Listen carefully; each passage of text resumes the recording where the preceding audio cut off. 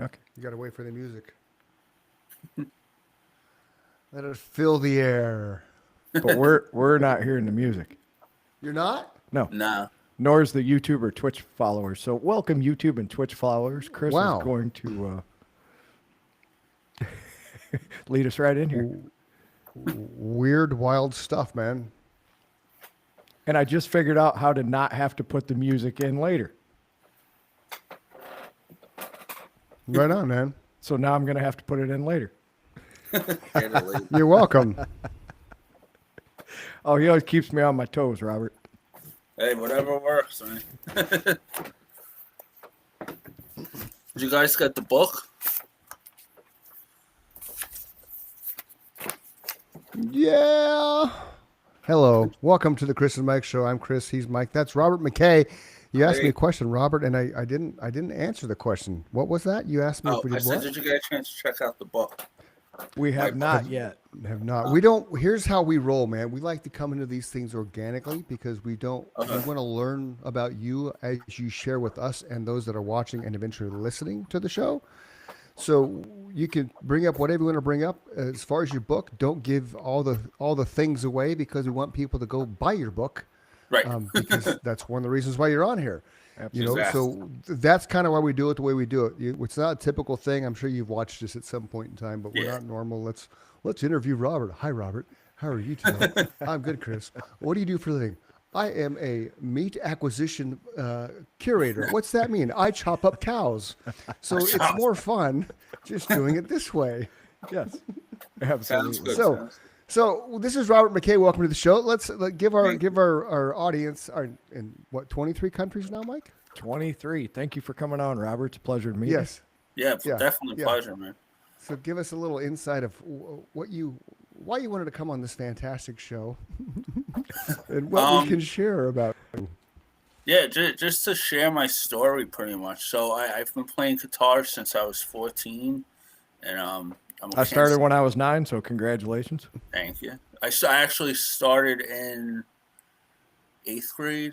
I want to say 8th grade, and no, 7th grade. So I took lessons up until my senior year, and I had the same teacher the whole time. Wow. So I was pretty quiet in school. I was the kid walking around with the headphones on, not really Most talking. musicians are. Oh, yeah. Yeah. Yeah, most musicians are, man. Yeah. So, but my brother, he was in school band. So I got into music right when Guns N' Roses came out. Right when they used to, and you guys probably remember this, when they used to show Knockin' on Heaven's Door on MTV. Yep. Damn right, man. Yep. The Ritz. That was from Live at the Ritz Yes. in New York City, I believe. Yeah. That was an awesome. That's still, I think, their best concert. It's so raw. I totally remember that video. I'm sure Chris does too. So that's what got me into guitar playing, and everything just kind of fell into place because I was living at my grandma's house at the time. So my uncle used to live there, too, until he got married and he moved out. So when he moved out, he left his acoustic behind. So right when I started to kind of watch MTV and got into Slash, and I saw him playing, I saw like, oh, that looks really cool. How many people started playing guitar because of Slash? Yeah. So, I wanted to. Not me. I wanted to do the same You're a thing. singer, brother. So I kind of put 2 and 2 together that, where my brother got his rental for a band, hey, they did guitar lessons too. And hey, my uncle left his acoustic behind at the house. Gee, maybe I should ask him if I could use it for lessons. So I always tell this story and pretty much sums it up. One day he came over. I said, Uncle Joe, and now I'm like 14 at the time. I'm in middle school. Uncle Joe, can I use your acoustic for guitar lessons? So, being the cool uncle, he says, yeah, sure, not a problem. So my mom was upstairs. So I literally ran up the stairs and I startled the hell out of my mom because she had a back turn. So I said, Mom. So she's like, she turned around, man, and she's like, what? Uncle Joe said I could use this guitar. Can I take guitar lessons? She said, yeah. And she was kind of flustered because I startled her so bad because I yelled, Mom, and she didn't hear me come up. So, of course, she said yeah and whatever. So I had the same teacher for 4 years. Me too. Cool. And it was kind of cool because we kind of had a bond, because I had him for so long, and we did the Alfred books to kind of, because I didn't know anything about music up to that point. So I wasn't in band, I wasn't in chorus, I really didn't have that much of a background on it. So so we started with the Alfred books, and I used my uncle's acoustic, and then a year later, maybe less than a year, he said, you should probably switch to electric, then I can teach you more. Because, there's so many songs I could show you on acoustic. So my mom got me my first electric guitar for my birthday, which I still have, I still use, I still play. Nice. That's awesome. I wish I still had my first guitar. Yeah, I still use it, and I didn't change anything on it. The only thing I've changed on it is the guitar strings. My first real guitar was a BC Rich Warlock. I love that thing. Ooh. Oh wow. Okay, sweet. But so I've used it up until now. I still use it today, and then cool. once he left, I stopped lessons, but I kept playing. I kept learning. I kept thinking on YouTube and stuff like that. And then I restarted lessons in 2019, and I still take now. And I've been with the same. Are you taking? I've been with the same guy ever lessons? Since. What? Are you taking private lessons then? Yeah. Okay. Yeah. So the private lessons I take now, I've been with the same person since 2019. That's awesome. Because I knew if I want, to get to that next level, I know I needed to go back to lessons. Because you can only learn stuff off of YouTube and stuff like that, but you can only learn. If you have any questions, you can't ask YouTube. Right. So I know I wanted that hands-on kind of interaction to learn it, and the accountability. It's too easy if you're doing it yourself to just say, I'm going to skip today, or I'm going to skip. It's no different than Chris working out. It's if he decides to not go one week, it's pretty easy to not go the next week, right? Right.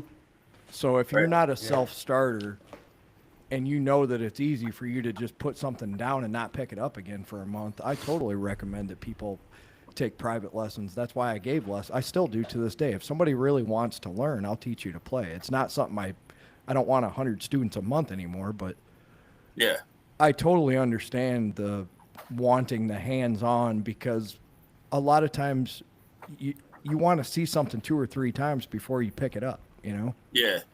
And especially with stuff like Metallica and Guns N' Roses and stuff like that, to really learn it the right way, I feel like if you have someone there to kind of show you it, that knows it maybe better than you, it helps. Yeah, absolutely. And that's what kind of like why I like my guitar teacher so much, is that he reminds me of my first teacher, because my first teacher was the same way.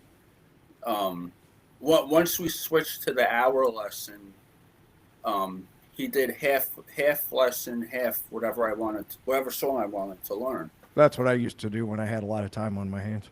Yeah, but the following week, the first thing we did was go over the week before. So I like this guy. That's very much how I used to teach. And review, learn, fun. That's what I used to say. We're gonna review last week. We're gonna learn, then we're gonna have fun. Yeah, and that's the first thing we went over. So whatever theory, whatever exercise he gave me, we went back and played it. Whatever part of the song we learned, I went back and played it. And there was times that he caught me red-handed. You did the song more than theory, didn't you? And you can't lie, because you're playing it, so he's gonna hear it. For sure. So it's not like, oh yeah, just give me another shot, and pretty much could say, yeah, I did the song more than theory. But he never got mad about it. He just made sure he went over to make sure I understood it, pretty much. That's good. Yeah. So now, and from what the little bit I did learn about you, you had thyroid cancer. Yeah, I had I don't know if I'm saying sorry, papillary thyroid cancer. And how long did you have that? So I was diagnosed in 2011, I want to say, around this Okay. time, around October, November, because I remember it was towards the end of the year. Okay. So I had a goiter right where your thyroid bed is. But I didn't have Right any. there. Yeah, like right here. So your thyroid Gotcha. bed is like Right. pretty much like like your lungs. You have left side, right side. Yep. But I didn't have any. I didn't have any side effects. So basically, I had a cough. Yeah. I had a cough for like 2 weeks and I couldn't get rid of it. So one night I went to the ER, and the doctor noticed it. He said, "You have a bump on your neck. Did you get that checked out?" I said, "No, I didn't think anything of it because it wasn't hurting. It wasn't affecting me or anything like that." So It's just he said, "No, you should yeah. really get it checked out." So I got it checked out, and that's how I found out. I went to a primary doctor, and she referred me to my endocrinologist, Sure. and then they did the fine needle biopsy and it came back cancer. So, So and so then how long did you have to deal with that? so right after I had my thyroid taken out, Okay. and obviously the goiter. Um, that there's recovery wasn't that bad. It's more like a stiff neck. Okay. I was in a hospital overnight because they had the drain tube, Yeah. which wasn't fun when they took it out. It's like, oh, it's not going to hurt that much. Yank. Right. Yeah. Yeah. But it's not going to hurt that much. Don't worry. Right. So I had that done, and then afterwards I followed up with a radiation oncologist, which I had to get. And I had to get chemo, but I had to get radiation iodine, Okay. which is basically a water pill with radiation. Oh. So you take it, and you don't feel any effects from it, but you gotta stay Really? isolated for 48 hours. Usually Really? Friday to Sunday. It's Friday to Wow. Monday, and then they check your levels to make sure your radiation went down. So isolation is because they don't want you walking around and radiating other people. Yeah. You don't want to glow up and It sounds like a villain for a superhero movie, man. yeah, The glow in the yeah. dark, pretty much. Yeah, Yeah, just that's crazy, walking down the street and people are just dropping, just I'm radiation man. I didn't even know that was a Yeah, they thing give where you a you had card enough like- radiation in you to I make you didn't be either. isolated. That's the a- first Yeah. time I've ever heard that. That's crazy. Yeah, So and, would you and go in the like dark? because my son was young at the time, like I was in the hospital for 2 days because I didn't really have anywhere to isolate at home. Oh, So they did it Okay. as a safety, as a safety precaution. Mm. Because you're really not, because you're really not supposed to be around people once after you first take it. Did you put yourself Gotcha. under a black light? Yeah, yeah. I didn't feel any effects from it though. How long did you have to do that? I took on a Friday. First time I did, I took on a Friday and I was home. I think he means How many sessions? Oh, so the radiation iodine, and of course, from then until now, I did it twice. Okay. For the first time and then one time after that. So then they like check your levels after that and make sure that they got all the Yeah. cancerous part out, or Yeah, so pretty much I get blood work done every 3 to 4 months to check my levels. And then I usually do PET scans once a year, every 6 months. okay. Depending I was on frozen, blood work. wasn't I? But Yeah. knock on wood, I haven't had anything done for a while. So how long have you been cancer free? right on. Nikki's watching us. Everybody say hi to my wife. Hi, Nikki. Thanks for watching. So technically, after you have your thyroid taken out, you're supposed to be at 0. Technically, I'm at like between 1 and 2 on blood work.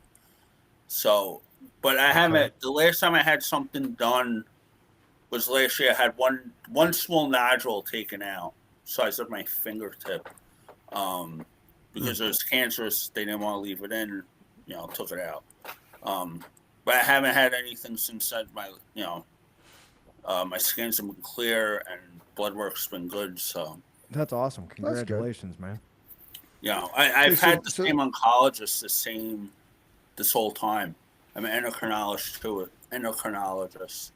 Yeah, It's been the same that's- person throughout all this. So that's good. So now, from a cancer standpoint, you're free and clear now. You're just going in for your annual checkups. yeah, pretty much. Yeah, I got the blood work done every 3 to 4 months, and I see my oncologist every 3 to 4 months. And pretty much, they follow the blood work. As long as the blood work's good, they just keep an eye on it. That's awesome, man. That's scary when you hear that you got cancer. You don't know Yeah. how far it's gone, and that's awesome. I'm glad you're on Yeah, the it's- right track now. Yeah, thank you. Yeah, it's definitely scary. And, luckily, I don't know if luckily is the right word, but, there's 4 different types of thyroid cancer. And the one I had is the least spreadable and most contained, the most localized. So you had the best of a worst case scenario.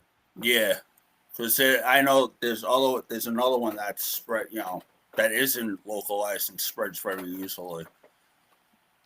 Yeah, that's definitely not the one you want. I mean, nobody wants any of it, but Right. The best, in your Yes. case, at least it was something that they're familiar with and they knew how to treat. And I'm really Yeah. happy for you, man. Your health, thank you. nothing means.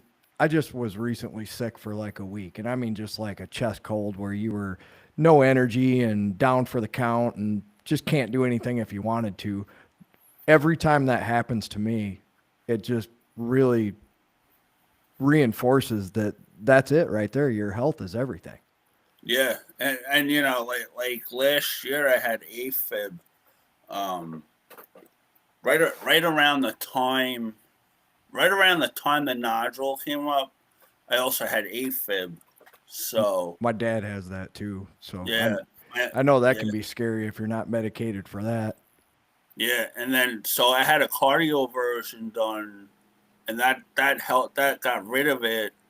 But the doctor warned me. He said, cardioversions there's a chance it could come back, and they have to get an ablation, and that's exactly what happened.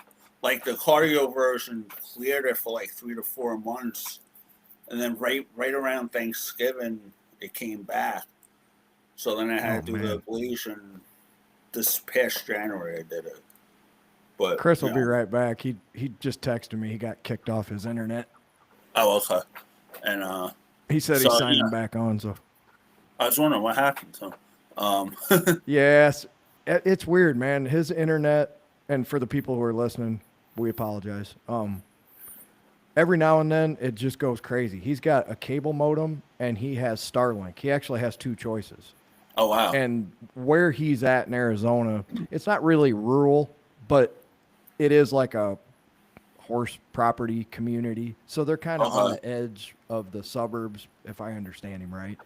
Okay. I think they just don't have the same kind of dedicated lines that most communities have going into them yet. Like he said, they're trenching for fiber optic now. So oh wow. that's what I have. I have a 1 gig up and 1 gig down router sitting right in front of me.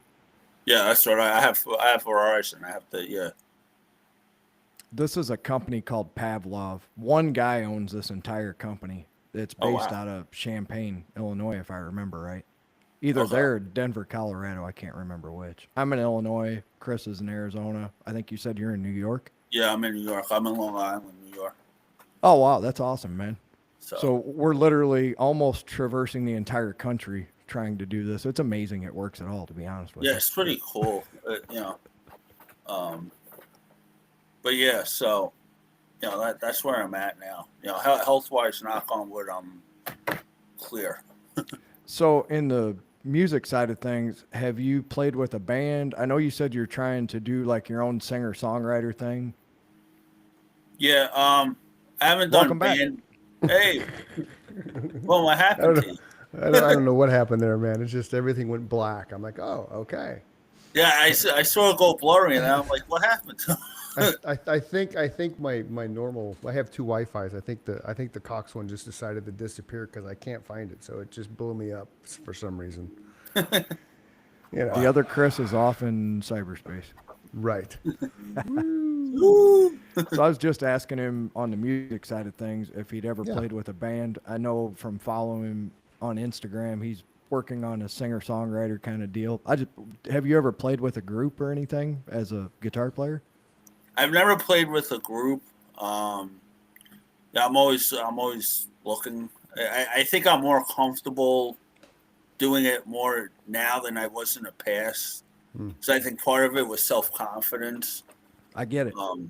But I think part of it was, that's part of the reason why I took up lessons.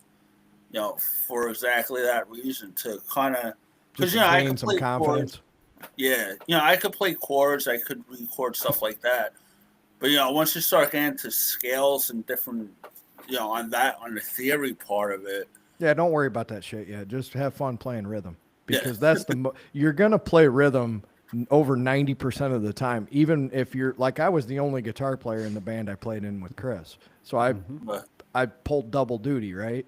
right, You're still playing rhythm over 90% of the time, and that's the most important thing. It's so sad that a guy like Eddie Van Halen was so good as a lead guitar player because he was actually a better rhythm guitar player, but nobody yeah. ever talks about that. I never thought about that. Yeah, His sense of timing is still untouched. yeah, He would speed up and slow down within the song and make it sound musical. yeah. That's and hard do to it do. effortlessly, without effort either. Just Yeah, he wasn't thinking about it. He just knew what he wanted to hear and he did it. But what he was doing, that swing feel where it's not on a perfect beat, yeah, you're playing ahead and behind the beat. AC/DC's famous for that. The drummer's always playing slightly behind the beat. It's what makes Yeah. you want to keep listening, right? yeah. It's like the solo to Shock Me too. Yes. There's a part in a solo because I learned it. I learned it 2 years ago, whatever. And I remember my guitar teacher saying, "Oh yeah, this part he kind of does behind the beat, and then he comes back." With Yeah, the it's that anticipation. It keeps your listener wanting more. yeah, But those kind of things are hard to do if you haven't spent countless hours playing with a metronome. So that's why I said just concentrate on playing rhythm. And when you get that down to where you're comfortable playing with a drummer or Yeah. a drum machine or whatever, those two things I can't stress enough. Spend more time playing rhythm than anything and make sure you're playing with a metronome. yeah. I'm always breaking out, the metronome or something on YouTube. And I say that because I got chastised by the drummer that Chris and I played with. That was the first thing that he beat me up about. He's like, I've never seen somebody who can play so well that speeds up and slows down more than you. Oh, really? And that's what I'm doing with the metronome and all that. For stuff. me, it was I didn't play with the metronome. I just sat in my bedroom and jammed, right? So I didn't Right. have a drummer. I wasn't really trying to play other people's music, so I wasn't getting a sense of timing. Okay. I had my own sense of timing. Yeah.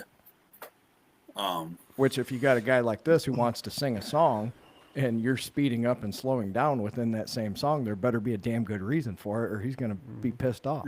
He's gonna flip out at you. Yeah. Well, we would use it though. We would use that as part of the dynamic of whatever song we would write. It know, became, it became one of my better qualities, but I have to credit Scott with that because he's the one that taught me. You got to be on the beat first before we can deviate from it, right? Before you, you gotta stay on it before you off it. You cannot deviate from the norm. Everybody got mixed feelings. A little homage to Rush there. I love it. Yeah, shut us down now, YouTube. So we put up a show, our 133rd show. We can screen share. So we went to YouTube and we were playing Comfortably Numb live at Pompeii with Gilmore doing his right. Okay, even Robert's like, yeah. Okay, so we were talking about that, and then we did the medley that happened with Youngblood, Aerosmith at the MTV. Wherever For the the hell they were. Ozzy thing, right? Yeah, in the other world. And so but we were talking about that, and then so when we dropped the episode, it got blocked. YouTube blocked the whole thing. So before you came on, Mike and I were talking about it. He realizes now it was the MTV part of it. So Yeah, because we gotta cut- I saw the post you guys put about it. I was yeah, and that's Anybody why who it's- posted anything to do with that MTV Music Awards, if you read the letter that they sent Chris, it says blocked globally. That means anybody who shared any piece of that, MTV said shut them down. Oh, okay. which you know. Like you That's can go to wild. you can go to you, but you can go to YouTube and pull it up. It's like the dumbest thing. Right. And here's the Right, but thing. you can't share it with This is everybody. where I agree with Chris, and I agree with a lot of podcasters that I've heard before this that made the same argument. And I can make both arguments, but I think the fact that you're bringing attention to these artists is far more important Thank than you. even if we were making money on this, which we're not right now. Which we're not. So Right. at this point in time, Robert McKay is on episode, I think we're on 138 or so now. Oh, nice. We have not been paid to do this. And it's not good or bad, but Right. if we're helping that artist promote themselves and we're not being compensated for it, why should we have a That's- negative strike right. against us? Right. I agree with your argument in Yeah, spades. yeah. Because the other song we had on there was Alter Bridge's new single, "The Silent Divide," which Yeah. is fantastic because they went back to their heavy side. So we had that going. So those three things, but we think it's just the MTV one. So we're gonna have Mike cut that down and see if that's true. Yeah, like I said, I saw it. I'm like, wow, that's wild that it got blocked. Yeah. But I mean, for the people you know, who are watching on YouTube and Twitch who are here every week, number one, thank you. We appreciate it.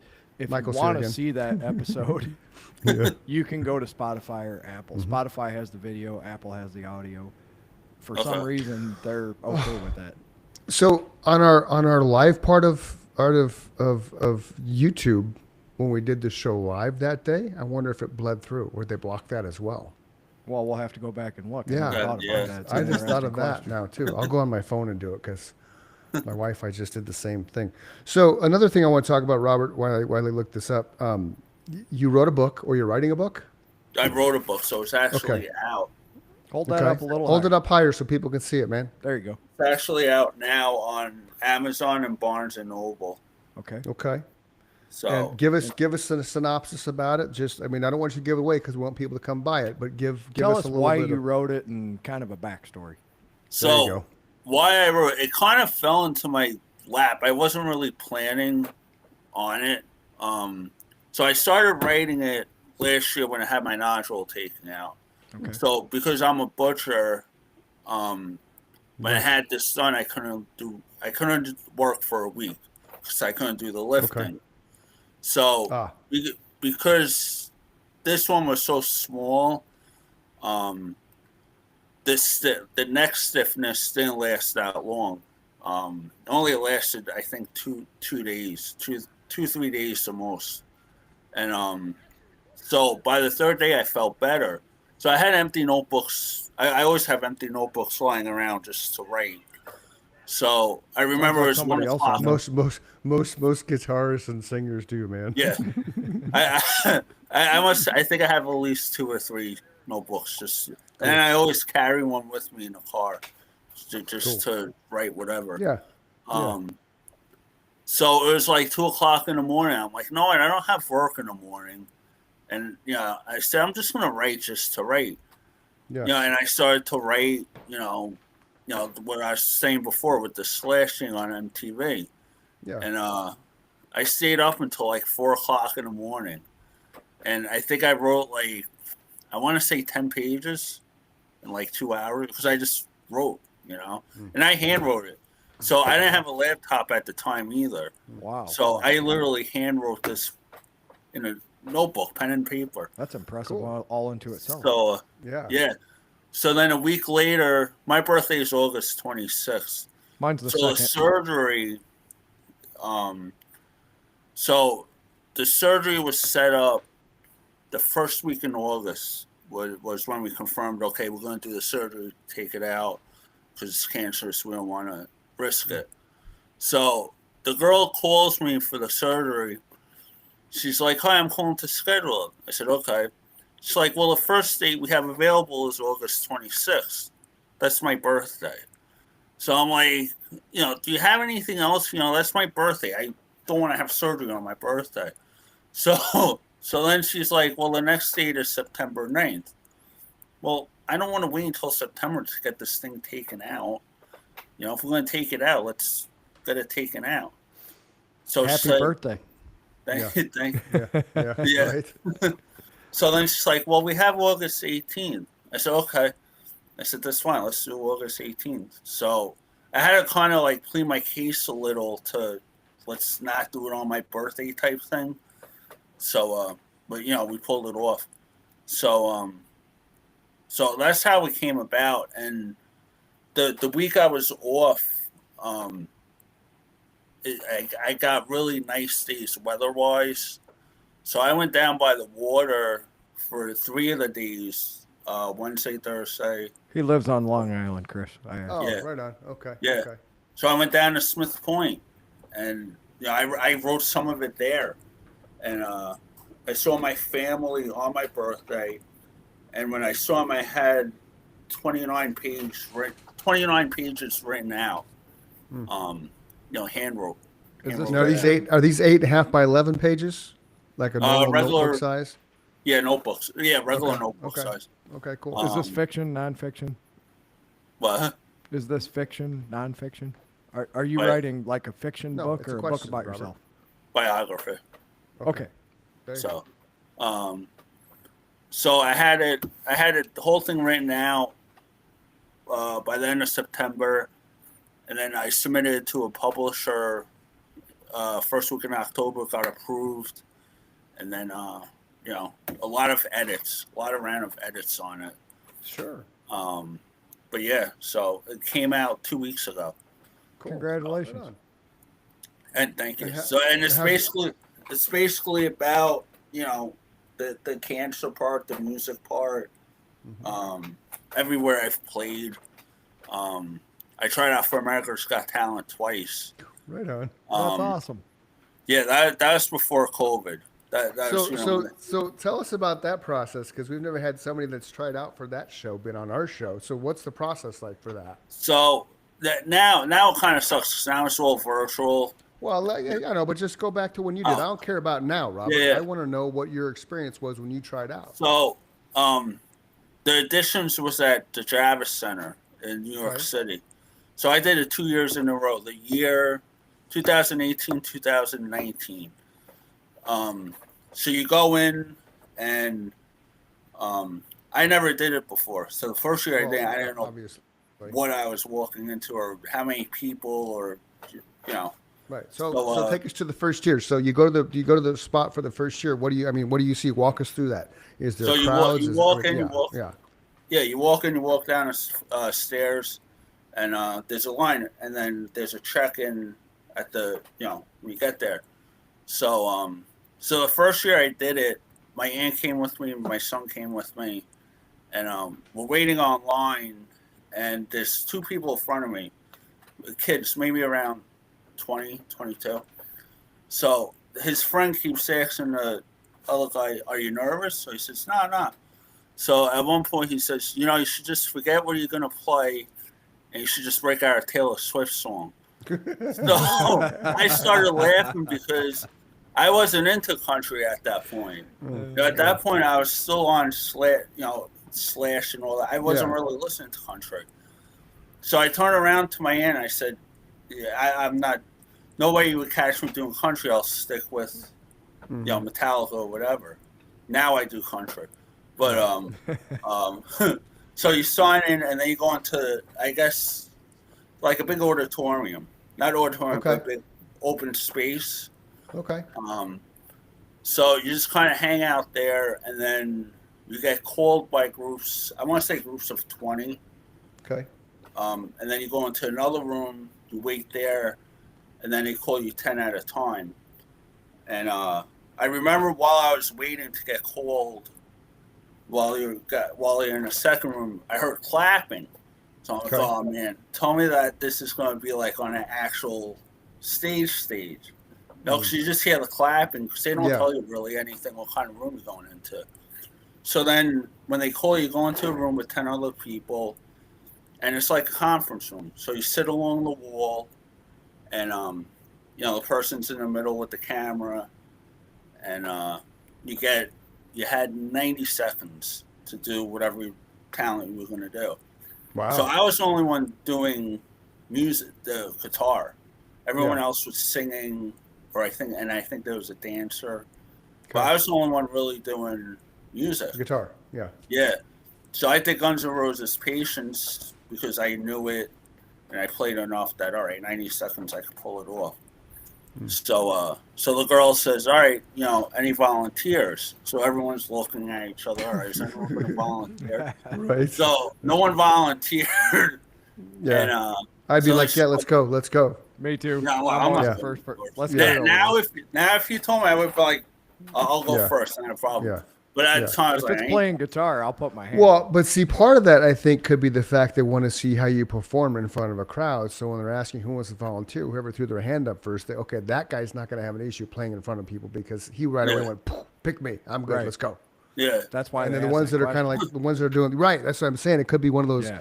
psychological qualifying questions. So Yep. they're Yeah. taking notes of every group of 10 who automatically said me. I can tell you in that group, no one volunteered. What was We all just looked at each other like. And then I that's think like, okay, not this group. Yeah. And but everyone stayed in a room while everyone performed. Okay. So that was kind of cool. It wasn't like, all right, 90 seconds, you got to leave. So what was so you get your 10 you called into that conference room. That's where you did your performance? Yeah. Okay. Was And it the then, actual judges or was it somebody else? No, it was someone else. It was someone. It wasn't an actual judge like you see on the shows. Okay. They had the camera. They had Was the there- laptop. Okay. Was the clapping just a backing track that they were playing? Is that No, the or clapping. No, it was everyone clapping. okay? It was actually people that were Yeah. watching the performances. Okay. Yeah. So So they it's had kinda a like few- you're, yeah. Okay. So it's kind of like you're trying to get backstage in a Metallica concert. You got to go through the roadies before you can go get Yeah, backstage. pretty So much. that's who came up was the roadie, seeing if you were worthy of going to Yeah. the next step. Okay. Yeah. Yeah, pretty much. You can think of it that Okay. way. Imagine Nobody that gets to job. see You the gotta- band unless the band wants to see them. Right, but imagine that job. And now you didn't answer the question. You made like how many people were there? Was there 100? Was there 1,000? Was there I a would line say- wrapped around the building? I would say 1,000. Okay. Because He's right around New York City, so you know there was. Yeah, a well, lot that's of just people. what I was getting at. So imagine being that guy, the roadie that has to go through these 1,000 people and pick out a select number to take back to the band and say, okay, out of these, this is who you're going to have the judge from. That's pressure on the roadie, right? Because what if somebody has a bad 90 seconds No and they're question. phenomenal, they just had a shitty 90 seconds, yeah, right? And in 3 years, yeah. And at the time, when they did it in person, so they went to other cities. They went Yeah, to like yeah, 12 yeah. cities. Sure. So, I remember that. I remember that part of it. Yeah, Oh, I'm sure but they I'm came to glad see I him. did it. And my aunt asked me on the way. She's like, "How'd you do?" I said, "I don't know." I said, "I hope I did it." I kind of zoned out while I started playing. Do they say anything when you're done, like at all? They just say thank you. The usual. Thank you for coming and thank you for trying out. You'll get an email January, February. So what did the email say when you got it? Such a broad spectrum. Yeah, it Yeah, was you're gonna very- get an email. You're gonna get an email in 0 to 60 days. So every day, like checking the email, Yeah. checking the email, checking the email. Where's the spam? Where's the junk folder? Oh shit! Did I move the wrong one? And the email was pretty generic. Kind of like thank you for trying out. Yeah. You haven't moved on to the next level type thing. Right. Right. Thank you, but You no, you thank can you. kind of tell it was a pretty generic email And the- across the board. In the world of email spam, oh, you're just gonna get an email from us. Yeah, I would that- start. that's I would. pretty I much would. I would have called them every day. Hey, I didn't get an email. Did you send it yet? Yeah, that's pretty much all she said. Did I win? You'll know by email if you moved on or not. Right. It's that George Costanza thing. Costanza. I'm gonna burrow into your brain every day. Hi, this is Robert McKay. Did I get my email yet? Yeah. No. Hey, it's Robert again. Did I get my email yet? Cole. No. I was in 58 days in. Yes, Robert, you can come on the show. Oh, gee, thanks. But Awesome. So Yeah, then you then- went back the next year. I went back the next year. So when I went back in 2019, I already started guitar lessons. I restarted guitar lessons. So I did second year I did Bob McKinn. Oh, nice. Because I just finished learning it. I'm like, all right, this is pretty pretty easy. So I did that. And second time I wasn't as nervous because I kind of knew the setup for it. Yeah, yeah. So what do you call it? So the girl asks, she asks you, what are you going to perform or what are you going to do? Yeah. So I said, yeah, I'm going to do Mama Kim by Aerosmith. So it's like, oh, wow, okay, cool. So same thing. My aunt came the second time too, and she's like, how'd you do? I said, I zoned out. Yeah. No, she said, whenever you're ready, start. And then she kind of puts your hand, she puts your hand up when your, time is up. But as soon as she said whenever you're ready, I just floored her and just kept on playing. Cool. So That's the way to do it. I'll give you another tip that will help you when you're nervous or you're having stage fright. Remember that nobody can do what you can do, right? Right. Nobody is you. Right. And even worse than that, very few people in that crowd can do what you can do. They're all in amazement, even if you're not as good as, Right. even if you're not 100% up to par to being and playing in front of people. Keep in mind that very few people can do what you can do. Yeah, and I think the more I've done open mics and stuff like that over the past, because even as long as I've been playing, I just started to do open mics 4 years ago. So that's one thing that's definitely you kind of realize over time. And I think once you realize that, it makes a world of difference. Oh yeah, When you it realize, totally does. does. When you realize, Because then it's like just give me another one. Same thing with podcasting. Like That very few Yeah. people can do what you can do. Oh, I always kept that in gotcha, mind. gotcha, Like gotcha. Yeah. when you and I would get up on stage, not that I had to think about it a lot, because the one advantage that we had, Robert, is we were probably too young and dumb to know that we should have been scared. Yeah. right. You know, We were we were just so excited. excited. That's it. It's funny Yeah, how we always you're pick the playing. same words. So, Yeah. But that was it. We were so excited to get up there and show what we had done in the rehearsal space because we rehearsed at nauseum. Okay. Like probably 10 times more than any other band did because we wanted to be that much better. right. So not only were we young and not knowing that we should have been nervous to get up there, but we were so polished that there was nothing to be afraid of. Right. Train wrecks for us became, wow, I wish we could do that every night, but it was an accident, Right. Right. Right. Right. It's like, Yeah. wow, that was really cool, but we'll probably never be Yeah. able to replicate Yeah. that. Yeah. Yeah. Like, ooh, what'd you do there? And even Yeah, my yeah. brother said after the first time, I remember I called him or he called me, because he couldn't come out because he had work. So he's like, "Hey, how'd you do?" So I said, "I guess I did all right." I said, didn't, I was nervous, but I did it. And he kind of said the same thing. He said, he takes a lot of guts to do Damn right what it he does. did. He said a lot of people say they're going to do something and never follow through with it. So that's always stuck with me. He told me that after the first time I did it. And that was always my comeback if somebody criticized anything that I did or our band did. I was like, start your own band and do better. Yeah. Right. Yeah. Like, Yeah, I'm not that going to guy's- sit there and argue and feed into it. I just look at him and say, you're welcome to start your own band and get up there and do it too if you're so fucking Right. smart, right? Right. But that's always stuck. And I tell him that all the time. That's always stuck with me. It's true. Yeah, it's true though. I mean, because here's the thing: at the end of the day, you're even the bands that are out right now, in the world. You pick a band. There's not one person can be defined as he's the best lead singer ever, right? Or he's the best guitarist ever. I mean, No, and that's not Granted. what music. That's one of the No. things that attracted me to music to begin with, is it wasn't a competition. right. Right. It's As just much as I like yeah. sports, I don't like that pick a team kind of thing. Yeah. It's like Right. I like everybody. The three of us are all musicians. We're all talking the same language right now. Right. I'm Right. as into whatever you're doing musically as you would Right. be what we are. It's not we're the Bears versus the Cowboys or whatever. You know, Yeah. No. there's no animosity. And let's Yeah, talk about how the Bears destroyed them. Oh Yeah, my thank you. God. Cost me $50, but it was worth every bit of it. But wow.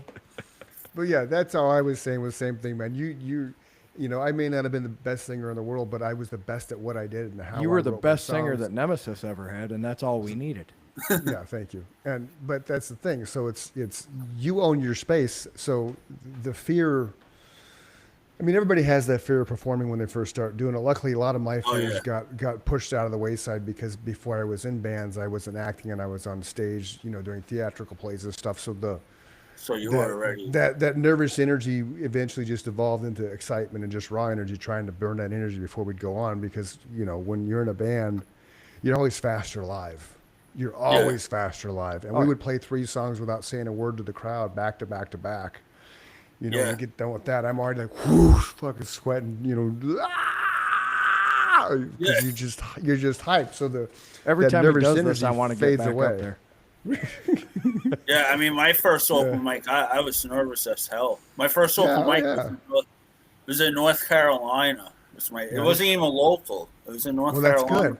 That's good. You Break, get the, you know, what are they, iron out the edges out of hometown and then Yeah. come to hometown just dialed in, man. Dialed in, And yeah. they'll be like, holy shit, did you see Robert last night? That was outstanding, man. Yeah. Because nobody remembers when you play in front of 5 people, right? And Right. one of them's the janitor, one of them's the bartender, and one's the waitress, right? Yep. Right. So But you true. got to start somewhere, so that's cool, man. You know, Yeah. you just got to start somewhere. We played Monday night at midnight too. Yep. Trust me, there's not many people out partying Monday night at midnight. No, and No. speaking of Guns N' Roses and Slash, not too long ago there was something that populated on I think a reel, whether it was Instagram or Facebook. They actually had a 30-second clip of Guns N' Roses in New what York looked City. like a 15 what looked like a 15 by 15 room. Nobody was in there except somebody sitting on a chair next Like to the stage. 6 people. And Oh, they're really? playing. Yeah, and they're playing, and the caption was basically no one remembers it always starts this way. Oh, wow. Like you don't. It always It was starts like that way. 1984 or 1985. Yeah. You know, they Yeah, so broke that's- in that's even 86 before- or 7. Yeah. Right, but I was that's gonna the say thing. I that's mean, they- before you know. Appetite. Yeah, well, yeah, because before Appetite there were nobody. Oh yeah, Yeah, the they were just picture that abandoned- Chris is talking about, Axel's hair was like 3 foot tall. Oh, Yeah. shit. Oh yeah, it was just like legit. If you walked into a bar, they had a corner stage, and there they were on this tiny corner stage, and you could see enough space on the floor in front of them that there was not that many people there. No. Wow. But again, I- you have.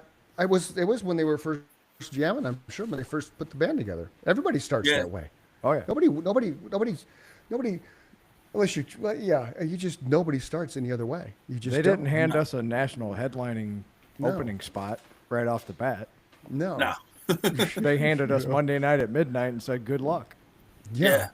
And, And let's we see what looked at you can each bring other in. and yeah, we looked at each other and said, "How the hell are we ever going to get anybody here when nobody's here?" That was the challenge, you know. How the hell do I get a following? And this was before the internet. This was before Yeah, we Facebook and we didn't have the advantage Yeah. of the internet. This is 1994, 5. Yeah, so that there was no Yeah. Facebook or anything like that. No, hell no. Yeah, it's Nobody old had a school, computer in their house. I mean, not nobody, but but rare. Yeah. geez, that was really Rare. good grammar. Not nobody. Way to go. man. So one of the other things I noticed about you while you were dealing with cancer, you were still performing. So how long was this entire ordeal from when you got diagnosed, and how long you've played over the years? I saw that on I think your Instagram or your Facebook, Yeah. one of the two. I was diagnosed I'm trying to think. I was diagnosed in 2011. So the thing with at least my thyroid cancer Mm-hmm. is luckily it hasn't been. I haven't had the effects of it to where it's really slowed me down to where I couldn't get out. Okay. You know, as long Yeah. as I stay on top of it with the doctors and Yeah. do my tests and stuff like that. Yeah, it's not, and I'm very lucky that Yeah. I'm able to travel and play as much as I have. Yeah. You know, but as far as playing out, that's been I want to say 3 years. Okay. 3, 4 Cool. years. Right after I started lessons, Okay. because that kind of gave me the confidence to, and my guitar teachers in the band. Yeah. Oh, right on. He's a guitarist, so don't believe in ghosts. So you So know, when you so go out he, and play, it's just you and your guitar. You're yeah, just that's it, playing. man. Are you doing How long are your acoustic, set- Uh, electric, Yeah. both? Both. But Yeah. How long are your sets? well, most of the open mics you get to do 3 songs. Okay. Film festival I did 1 song. Okay. I did a coffee shop this year that was at 2 hours. Oh, nice. So that's the first time I did a 2-hour set. Right on. Wow. Very nice. That's definitely different. You know, It is 'cause I never different. played inside a coffee shop before, but Yeah. you know, You can't turn. I You can't just turn up kinda till 11 in a winged it. coffee shop. You know. What? You gotta. You can't turn up till 11 in a coffee shop. yeah. Yeah. But I just kind of winged it, you know. Cool. I kind of wrote out a set list, and then I'm like, because you know, coffee shop is like people coming and going type thing. Mhm. Yep. So I just kind of threw out that out the window, and I just kind of winged it for So- 2 hours. So next time you do a 2-hour show at a coffee shop, come up with songs that can relate. Like when somebody's leaving, you start playing "Hey Joe." Hey Joe, where Hey, you Joe. going with that Where you coffee going cup? with And that then, but gun? you change the lyric, right? Instead of Yeah. gun, where you going with that coffee in your hand? I love it. And so right, I so then love it. so search the database of songs that all relate to. You can point Coffee. somebody out. No, just that you can point somebody out with it. Like Hey Joe, somebody in the crowd could be called Joe, right? Right. So things like that, like "Come On Eileen," right? "Come On Eileen," Yeah. the Dixie Midnight Runners, something like that. I think would be interesting because then you're going to get the people engaged in the fact that they're going to start catching on after 2 or 3 songs. You're throwing stuff out there that people are like, oh, it's coming and going songs. That would be clever, man. Yeah, that would I- be. you I'll know, definitely, yeah. Yeah, let us I know like if you can that. pull that off. That would be cool. I'd like to know that set list, man. But you got to Yeah. kick it off with "Hey Joe," and then just tweak it instead of "gun coffee." Yeah, Yeah, definitely. Like if I was at a coffee shop, you'd I'd be like, what did he just do? I'd probably would stick totally- around yeah, for sure. what? Right? That's what I'm saying. I would Yeah. be like, wait a minute. It's like a Weird Al Yankovic, but Hey, not touch not, and grab. not writing your own song. You're just tweaking them to kind of go with the vibe of the coffee shop. You know, Yeah. there's gotta be coffee songs and shit, man. Definitely, yeah. Now I'm The gonna look that Gambler. up. For you. You could play The Gambler, right? That's like a one-person storytelling. It's like storytelling songs, dude. Yeah, Oh, yeah. That's wow. Yeah, let us know how that works, Robert. I think yeah, that'd be definitely. fun. I think that'd be fun. So, where do people find your book again? Amazon. It's on Amazon and Okay. Barnes and Noble. I'll put it up again. Okay, yeah, Um, and it's against all odds, That's all. Yeah. and it's yep, and it's about your journey through cancer and music and all that kind of stuff. Yeah. Yeah. Everywhere I've played, the America's Got Talent. The Okay. 2 times I did that. Playing in North Carolina, playing in Jersey. First time I played in Jersey was a brewery. Okay. So, when I first started to try to find places, Yeah. I found a place local, but it was more like open jam. Okay. And trying to explain to the guy that, listen, because I just started to write my own stuff. Yeah. So, he's like, I'll send you a list, and, if you know any of these songs, you can come up and Oh. play. Okay. I Right. got you. Open jam. So everybody kind Yeah. of comes up. Hey, we're gonna play this from. We're gonna Yeah. play "Knocking on Heaven's Doors" from Guns N' Roses. Who can play that Yep. kind of thing? Yeah. And then- So he okay, sent me gotcha. a list. Yeah. So I'm like, I know these songs, but I don't really know how to play them because it's more like, semi stuff like that. Yeah. So, that didn't last too long. I tried going there 2 times, and he shoved me at the end of the night because I wanted to play by myself. So, Yeah. Yeah. so then I found this place in Jersey. Some on Facebook, all different music groups or different areas. Yeah. So I found a place that was a Tuesday, and I'm off on Tuesdays. So I Okay. said, you know what? I'll drive down, and I'll come back the same night. It's not that far. So, and I just gotten my amp. I have a Catalyst 200 amp, Nice. line 6 Catalyst. So I just got it like maybe 2 months before that. So I text the girl, the girl. So I'm like, I don't have a sound pickup for my acoustic. It's okay if I bring my electric. So it's like, yeah, not a problem. I'm like, it's okay if I bring my own amp. Yeah, not a problem. Because I didn't have the sound pickup for my acoustic at the time. So I sent her the picture of the amp, and I'm like, is this okay? So she's like, yeah. So I guess she didn't realize how big the amp actually was from the picture. So I walk in, and when you walk in, so you had two entrances. I think it used to be an old repair shop, auto repair shop. So where the beige used to be, that was the bar part. Oh, interesting. So, and where the office was, that was like where the bathroom was. But Okay. they kind of put like two tables. So it kind of had like L. Then you had to walk down to the bar. Okay. And then the setup was in the corner. So I went in through the office part. So she didn't see my amp beforehand. When I went up to her to say hi at the bar, she was bartending. She didn't see the amp, so she didn't. So she's like, "Oh, how was the ride?" I said, "It wasn't bad. It took me 3 hours." So a guy next to me heard me say that, and he's like, "You drove 3 hours just to come play an open mic?" I said, "Yeah, it wasn't that bad." So then he's like, "Are you driving back afterwards?" I said, "Yeah." I said, "I have work in the morning, but yeah, I'm driving back the same night right after this." So they all look like kind of like you're crazy, like like you're driving 3 hours to do an open mic, but so, and everyone else is playing acoustic. Everyone else is playing acoustic light stuff, and here I am with the amp. I think I brought my Fender the first time, but I switched it up between my Fender and my Epiphone. But I remember walking down with it. And she's like, "Oh my God, that's huge." I'm like, "Well, is it okay?" She's like, "No, that's fine. It's not a problem."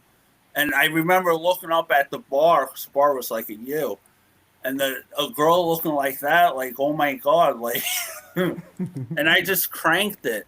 But I was the only one that played electric. Everyone else was playing acoustic. Everyone was playing lighter stuff. And You are at least knighted by me as an official guitar player, because that's what guitar players do. And I cranked it. And if it's too loud, you can leave. Oh, I used to crank it too. And I still do. One of my biggest pet peeves was, chatter when I played. It used to drive me nuts. Like if I'm playing, like I don't want to hear fucking conversations. You're not going to be able to talk if I'm playing a guitar. Right. So because I had my amp, if I heard chat, I didn't make it obvious, but I just kind of pretend I'm messing around. But meanwhile, I'm just turning the volume up a little. So you get to do 3 songs. So if you're chattering if you're chattering after the first one, guess what? You're not going to be chattering by the time you get done. Yeah. The only person that could ever make me turn down was the sound man, because he was bigger than me and he was the one making it sound good. Yeah, and a lot of the other open mics were acoustic, like the one I did in North Carolina.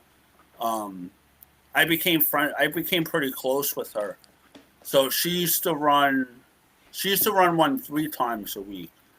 So whenever I went down, I always reached out to her beforehand to make sure she was around. So I always gravitated. I went 2-3 times a year just to go down and play with her. She was always so supporting of it. Right on.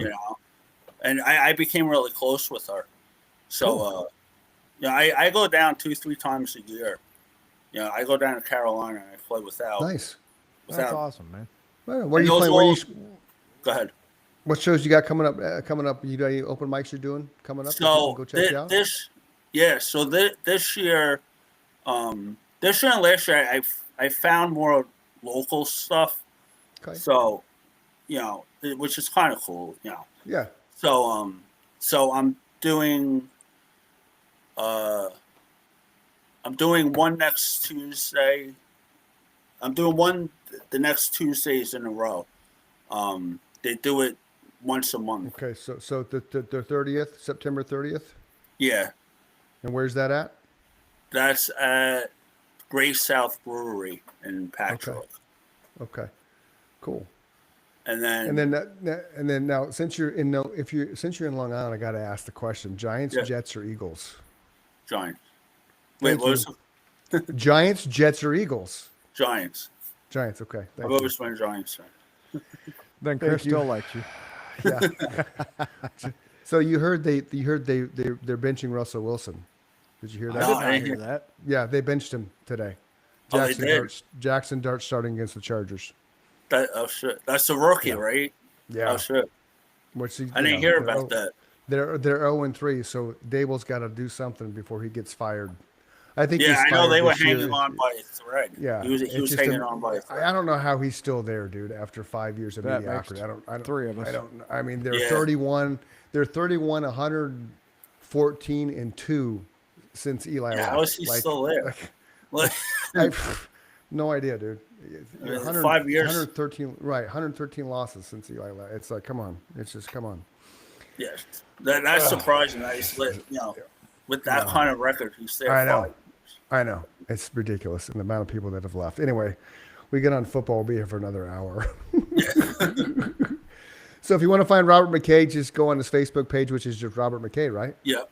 Yep, as Yeah. well as Instagram. Yep. Okay. And then you can find his book, Against All Odds, Amazon and Barnes & Noble. It's all about his triumphs and of getting over cancer and playing music and all the places he's gone and done, and just coming and doing what he loves, right? And you're also a butcher. We didn't talk about you chopping things up, man. So, the butcher. So it's kind of I could same thing. I kind of fell into it. So I went to Suffolk Community College for business. So while I was going to school, I was sending out, faxing out resumes, whatever. Yeah, yeah. So I wasn't getting really any hits, and I tried one place, it didn't work out. So I needed money just to have. Right. So, I picked, grocery store, whatever. So I went down for the interview, and the guy's like, because originally I applied for grocery. I didn't even apply for it, Okay. The guy's like, I really don't have anything for grocery. Is there anything else you would want to do? So I said, I don't know, meat. Because my uncle was a butcher. Okay. So, and he made a career out of it. Yeah. So Are I you said, guys I don't know, union? meat. What? Are you guys union? Yeah. I figured. Yeah, with local 342. Me Cool. too. I'm 2096. That's UAW. it. I'm not. He'll sell you a house if you want to retire in Arizona, though. Right. That's what I'll do. I want to go down to Tennessee. I'm eventually. That's the end goal. Nothing wrong with Tennessee, man. It's beautiful. Yeah. No. I'm going down there in 3 weeks. I'm going to see family. Playing a show? Okay. Well, I'm kind of zigzagging, so I'm going down to Knoxville to see my cousins. Okay. From Sunday to Wednesday, Mm. and then Wednesday I'm shooting over to Charlotte to do the open mic with Cool. with my friend. Yeah. And then I'm doing one Thursday in right near Charlotte. So I'll be in Charlotte from Wednesday to Saturday. Cool. And Saturday I'm going to Nashville, and Right on. I found 2 open mics. Sweet. Sunday and Monday, Nice. and then Tuesday I head back. So Tuesday you I'm go. gonna drive like halfway, Yeah. stay somewhere at Cool. the halfway point, and then come back Wednesday.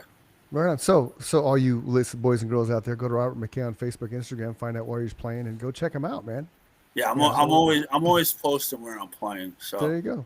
There you go. always. All right, we wrap everything up like this. If you're feeling bad, if you're depressed, you're suicidal, don't do it. Go for a run. Go scream in a pillow. Go journal. Go find somebody to talk to. If you can't find somebody to talk to, text 988. They're standing by, waiting to help you. Don't leave a hole in somebody else's heart. Tomorrow will be a better day because you're waking up in it. Somebody does love you. Somebody will miss you. So remember that. He's Robert McKay. I'm Chris Dunham. He's Mike Michaels. This is the Chris and Mike Show. Until next time, see ya. Peace. Thank you guys.